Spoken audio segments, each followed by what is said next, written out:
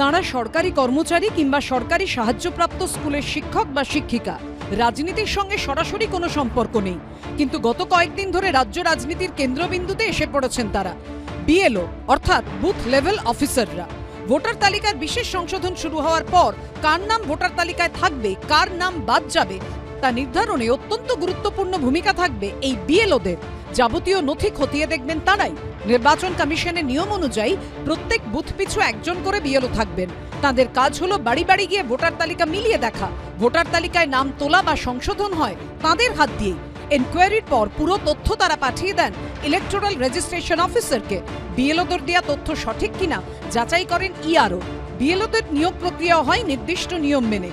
জেলা নির্বাচনী আধিকারিক অর্থাৎ জেলা শাসকের অনুমোদনের ভিত্তিতে বিএলওদের নিয়োগ করেন ইলেকটোরাল রেজিস্ট্রেশন অফিসার। এই নিয়োগের ক্ষেত্রেও রয়েছে বেশ কিছু নিয়ম। জনপ্রতিনিধিত্ব আইন 1950 অনুযায়ী বিএলও হিসেবে নিয়োগ করা হয় রাজ্য সরকারের গ্রুপ সি কর্মীদের। যদি কোনো এলাকায় রাজ্য সরকারের গ্রুপ সি কর্মী না পাওয়া যায় তবে সেখানে বিএলও হিসেবে নিয়োগ করা হয় অঙ্গনওয়াড়ি কর্মী, চুক্তিভিত্তিক কর্মী বা কেন্দ্রীয় সরকারি কর্মীদের। সেক্ষেত্রে সিইওর কাছে নন অ্যাভেলেবিলিটি সার্টিফিকেট জমা দিতে হয় ইআরওকে। ভোটার তালিকার বিশেষ সংশোধন শুরু না হলেও ইতিমধ্যেই বিএলওদের কার্যত হুঁশিয়ারি দিয়েছেন মুখ্যমন্ত্রী। বিজেপির গলাতেও চড়া সুর। আপনারা বিএলও যেসব লিস্ট করেছেন, বিএলওদের কাছে আমার অনুরোধ থাকবে ভোটার লিস্ট থেকে কারো নাম যেন বাদ না যায় সেটা দেখার। সুতরাং এটা মনে রাখবেন, আপনারা চাকরি করেন স্টেট গভর্নমেন্টের।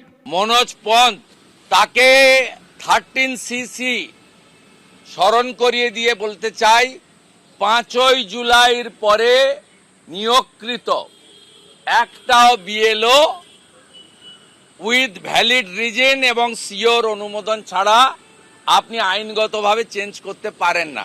মুখ্যমন্ত্রী এই বিষয়ে হস্তক্ষেপ করতে পারেন না। শাসক বিরোধীদের প্রচ্ছন্ন চাপ, অন্যদিকে নির্বাচন কমিশনেরও আইন মেনে কাজ না করলে কড়া ব্যবস্থার হুঁশিয়ারি। এর মাঝে পড়ে বিএলওদের এখন কার্যত ত্রাহি রব। চাপ তো আসবেই, এবারে বিএলওদের মনে হচ্ছে চাপ আসবে। এই যে ঠান্ডা মাথায় একটা থ্রেট, এটা কি আমরা মানে বুঝি না? আমি চাইছি নির্বাচন কমিশন কিন্তু এই দায়বদ্ধতা মেনে নিয়ে তিনি আমাদের সিকিউরিটি দেবেন। যত লোক মারা গেছে তাদেরও নাম থাকবে, যারা বাসস্থান পাল্টে অন্য জায়গায় চলে গেছেন তাদেরও নাম দু জায়গায় থাকবে, এবং যারা কাগজ প্রমাণ করতে পারবে না যে তারা ভারতবাসী তাদেরও নাম থাকবে। কেন এই কথাটা আসবেই কেন? উনি বলবেন যে সঠিকভাবে তথ্য তুলে আনুন, ওনার কাছ থেকে তো আমরা এই কথাই আশা করব। এই প্রেক্ষাপটে কি বলছেন প্রাক্তন আমলারা? বুথ লেভেল অফিসার ছাড়া আমাদের ভোটার তালিকার সংশোধন করা যায় না। কোনো রকমের প্রেশার সৃষ্টি করা বা বিএলওদের বলা যে ফিরে আসবে তো রাজ্য সরকারে, তখন দেখা যাবে, এসে শুনছি আমি বলেছে, যদি বলে থাকে এটা একেবারে মানে ঠিক উপযুক্ত নয়। বিএলওকে ট্রেনিং থেকে আটকানো যায় না। বিএলওকে যদি কোনো সরকার বলে যে তোমরা ট্রেনিংয়ে যাবে না, সে সরকার বেআইনি কাজ করবে। নির্বাচন কমিশন সূত্রে দাবি বিএলওদের প্রয়োজনীয় নিরাপত্তা দেয়া হবে। তবে বিএলওরা আইন না মেনে কোনো কাজ করলে তাদের বিরুদ্ধে প্রয়োজনীয় ব্যবস্থাও নেওয়া হতে পারে। কমিশনের নির্দেশ না মানলে বিএলওদের বিরুদ্ধে এফআইআর করা হতে পারে। সেক্ষেত্রে সর্বোচ্চ শাস্তি হিসেবে 3 বছরের কারাদণ্ড ও সর্বনিম্ন সাজা হিসেবে জরিমানা সহ 2 বছরের কারাদণ্ড হতে পারে।